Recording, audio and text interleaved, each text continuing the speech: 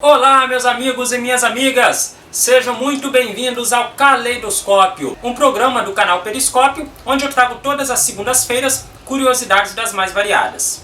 Eu sou Thiago Queiroz e neste vídeo vou trazer para vocês curiosidades sobre os antigos gladiadores romanos que com suas lutas mortais levavam multidões ao delírio. Este vídeo é uma sugestão da inscrita Daniele Giaretta, que se interessa pela Roma Antiga como eu e pediu para que esse tema fosse abordado no canal. Se você também conhece algum assunto interessante e gostaria de assistir um vídeo sobre ele aqui no Periscópio, deixe a sua sugestão nos comentários que com certeza será avaliada com muito carinho. Se você preferir, também pode falar comigo nas redes sociais do canal, tem Facebook, tem Twitter, os links estão lá em cima na capa do canal. Neste vídeo nós veremos os tipos de gladiadores que existiam, como era o seu treinamento, qual a origem dessas pessoas e muito mais. Tudo isso depois da vinheta.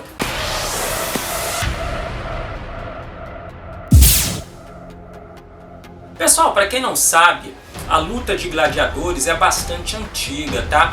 Os romanos, eles são originários de um outro povo chamado etrusco, que habitava a região onde foi construída a Roma Antiga. E desde a época dos etruscos já existiam essas lutas de gladiadores, mas ali era um contexto religioso, porque elas eram realizadas quando morria alguém importante, uma autoridade, um imperador, um juiz, uma autoridade religiosa, e aí no funeral dessa pessoa ou no enterro dela, escravos eram colocados para lutar até a morte. Então era uma coisa bem pontual e com significado religioso. Aí depois que vieram os romanos, vem a República Romana, o Império Romano, e aí os romanos não só mantiveram o gosto dos etruscos por essas lutas, como ainda ampliaram elas e transformaram em espetáculos. A espetacularização das lutas de gladiadores começou por volta de 264 a.C.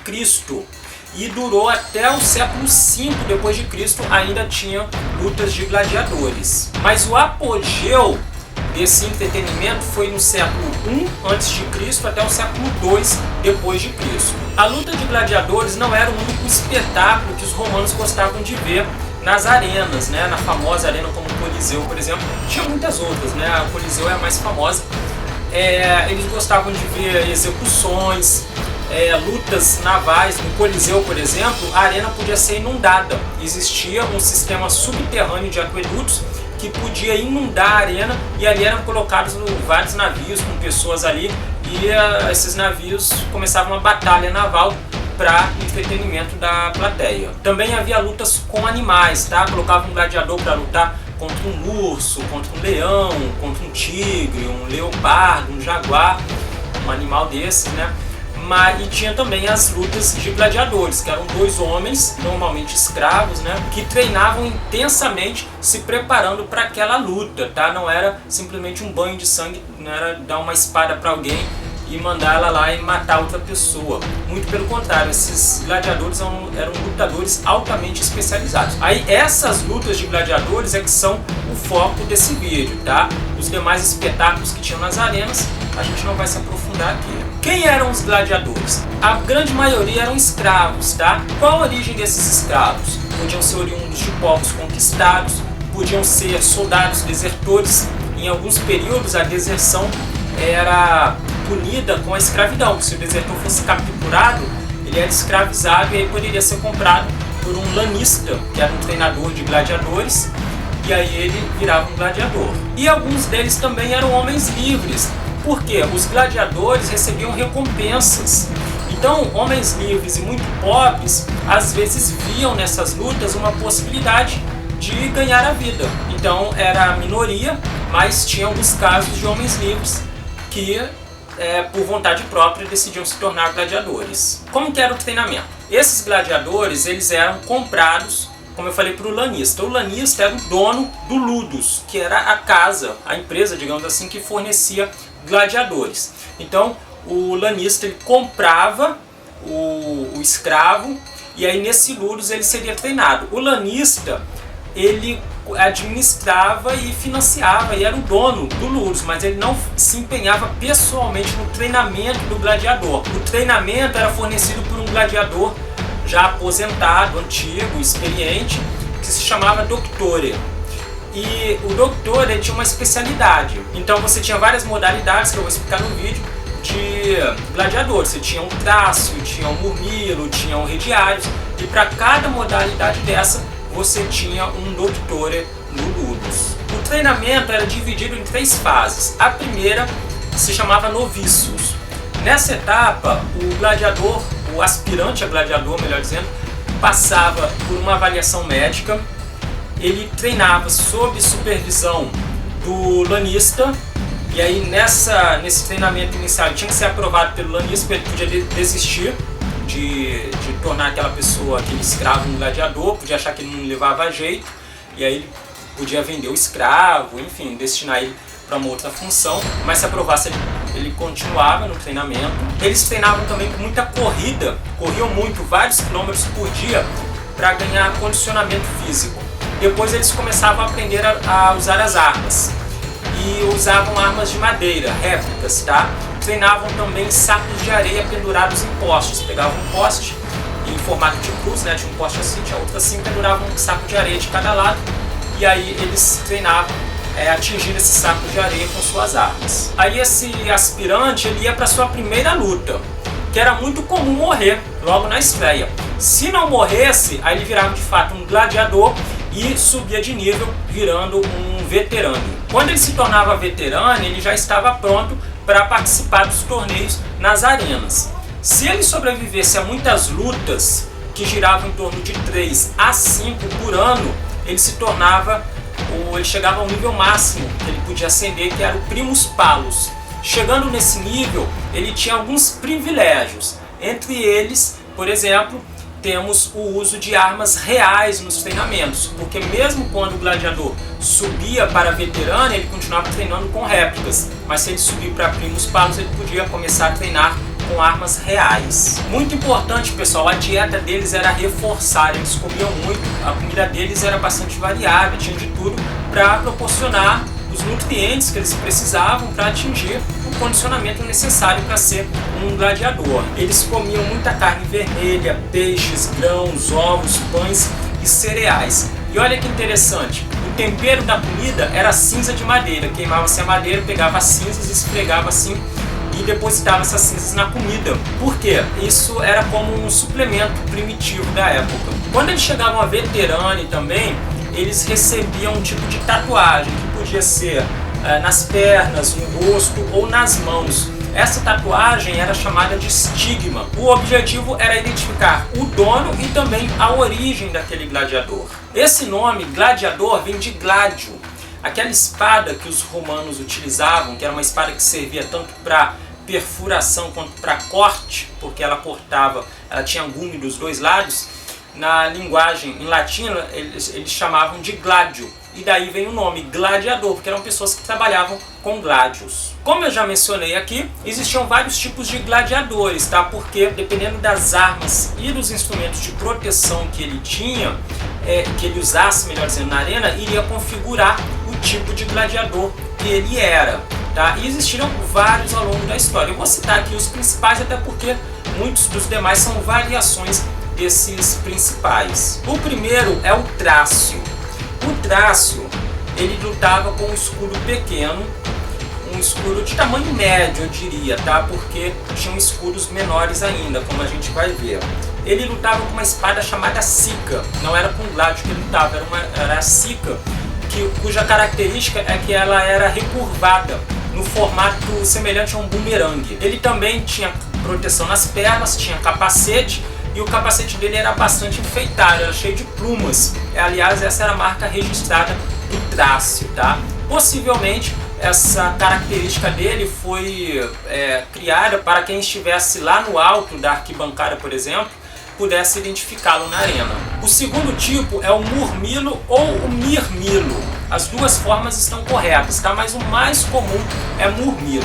O Murmilo, ele estava com um capacete mais bonito do que o do Trácio, eram capacetes mais bem elaborados, tinha uma grande viseira, lutava com um gládio também, um escudo retangular bem grande que cobria todo o corpo dele, e tinha proteção no braço e nas pernas. O terceiro tipo era o secutor. Ele era bem parecido com o murmilo, mas com algumas diferenças. Por exemplo, o capacete era mais simples, era mais fechado também, não tinha viseira. No lugar da viseira tinha apenas 2 buracos na altura dos olhos. Ele tinha menos proteção também nos braços e nas pernas, lutava com uma espada como o murmilo e o seu escudo era menor. Depois a gente tem o Dimakairi. Esse é um gladiador o qual se tem poucos registros, tá? Ele acredita-se que era um gladiador altamente treinado, porque sua característica principal eram 2 espadas. Ele lutava com 2 espadas e sem escudo. Depois a gente tem o Heriarius, que é uma modalidade bem estranha, porque ele tinha muito pouca proteção. A única proteção que ele tinha, além do capacete, era essa ombreira que vocês estão vendo aí na foto, e ele lutava com uma rede, cujo objetivo era jogar sobre o oponente para aprisioná-lo e espetá-lo com um tridente. Ele lutava com um tridente, tá? Ele também carregava uma adaga na altura da cintura que ele podia sacar caso perdesse o tridente. A principal característica do Heriarius era a agilidade, por isso que ele tinha poucas peças de proteção. Para ele ficar leve, o objetivo era ele ser bastante ágil e ter bastante mobilidade na arena. O próximo tipo é o Oplomachus. O Oplomachus era um gladiador de inspiração grega. Ele lutava com um capacete grande, bem elaborado, mas que não protegia na região do rosto, né? Ele lutava também com o peito aberto, sem proteção no peito. Seu escudo era quase irrisório, era um escudo redondo, muito pequeno, mas sua arma era uma lança, que possibilitava atacar o inimigo de longe, né? Enquanto o gládio tinha 70 centímetros de comprimento, portanto o gladiador tinha que chegar bem perto do seu inimigo para feri-lo, o Oplomachus tinha uma lança longa, que bem distante ainda do gladiador, do inimigo, ele já podia provocar ferimentos. Os romanos, eles gostavam de combinações entre essas modalidades, tá? Então eles pegavam, por exemplo, o murmilo, que estava muito bem protegido, mas tinha que se arriscar para atacar o seu inimigo, e colocava para lutar com o Oplomachus, que tinha muito pouca proteção, mas de longe já conseguia atacar o seu inimigo. Então eles gostavam de combinações entre as modalidades. Além desses, nós temos 2 modalidades importantes de gladiadores montados. O primeiro era o chamado andabate, que eram gladiadores montados, tá? Entravam a cavalo na arena, portando um capacete, olha que bizarro, sem viseira. Eles entravam às cegas na arena. Suas armas eram espadas e eles não utilizavam escudos. Então eles tinham que ficar em cima de um cavalo, rodando a arena e tentando encontrar alguém às cegas, pelo toque, né? Tentando acertar alguém com a espada para matar.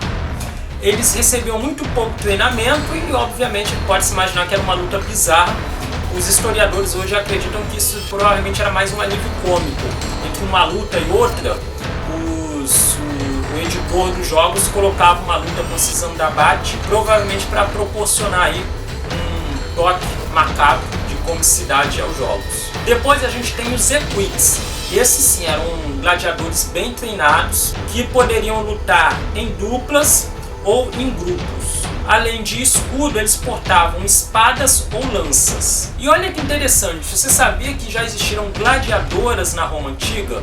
Isso é um fato muito desconhecido, mas existem algumas evidências, muito poucos registros, tá? Mas existem, de que em alguns momentos, em alguns jogos, tiveram combates entre gladiadoras. Mas por algum motivo os romanos não se interessaram muito, não deu muito certo a ideia, e esses jogos realmente foram bem raros, tá? Os historiadores acreditam que, dadas as características dos jogos e daquela sociedade também, provavelmente as mulheres lutavam sem capacete, para que o rosto ficasse à mostra, e com o peito desnudo também, para que os seios ficassem à mostra. Existem, pessoal, alguns mitos que foram criados a respeito dos gladiadores pela cultura moderna, né? Um deles é a respeito da mortandade de gladiadores. A impressão que a gente tem hoje vendo os filmes e seriados a respeito é de que morria-se nas arenas, né, milhares de pessoas a cada show. E na verdade não era isso que acontecia. Eu estou falando das lutas de gladiadores, né? As execuções, naqueles espetáculos que eles colocavam, jogavam cristãos contra os leões. Aí são os 500, estou falando dos gladiadores. Os historiadores hoje acreditam que cerca de 20% das lutas terminavam em morte. Um percentual relativamente pequeno, 1/5 mais ou menos, né? E muitas delas, a maioria terminavam em empate também, com os 2 gladiadores feridos. E quem decidia isso era um juiz. Tinha um juiz que acompanhava as lutas, e quando um gladiador caía ao chão, era ferido e caía ao chão, esse juiz se aproximava e interrompia a luta. O outro gladiador não podia executá-lo. A história do dedo também, né, que o público decidia, se o público quisesse que o perdedor morresse, fazia assim, se vivesse, fazia assim. Isso foi um mito criado pelo cinema de Hollywood, tá? Não existe nenhum registro histórico que aponte isso. Na verdade, esse mito ele começou mesmo, ele foi criado porque Hollywood também não inventou isso, ele tirou de uma referência. Essa referência foi uma pintura muito famosa de um francês chamado Jean-Léon Gérôme, feita em 1872. Essa pintura mostra um gladiador vitorioso sobre outros e o público pedindo a morte dos perdedores, apontando o dedão para baixo. Mas os historiadores acreditam que, na realidade, o que aconteceu era o seguinte: um público, para pedir que fosse poupada a vida do gladiador, eles na verdade apontavam o polegar assim, apontavam para frente, né, o punho na verdade, e gritavam Mizum, Mizum. E para requisitar a morte do perdedor, provavelmente, tá, isso também não é consenso, são teorias vigentes. Para pedir a morte do gladiador, eles apontavam o polegar para a garganta, o que faz muito mais sentido, porque quando o gladiador era executado, o gladiador enfiava a espada na garganta dele, assim, às vezes por dentro do capacete até, né? Fica horrível de morrer, né? E quem tomava a decisão mesmo, se o gladiador seria executado ou não, era o editor dos jogos, tá? Ele é quem tomava a decisão final, mas podia ser influenciado pelo público e pelo imperador. Pessoal, então esse foi o Caleidoscópio de hoje. Espero que vocês tenham gostado do vídeo e que ele tenha sido também esclarecedor. Se vocês gostaram, lembre-se de deixar um like aqui, porque é muito importante para ajudar o canal a crescer. E se inscreva também, porque temos vídeos novos toda segunda e sexta-feira. E já que você gosta dessas histórias envolvendo o mundo clássico, a Roma Antiga, eu sugiro que você assista esse outro vídeo aqui que eu fiz contando a verdadeira história de Espartaco, que provavelmente foi o maior gladiador da história. Ele se rebelou contra Roma e conduziu a maior revolta de escravos da Roma Antiga. Assista, porque é realmente muito interessante a história dele. Tá ok? Nos vemos no próximo vídeo. Então, um grande abraço e tchau!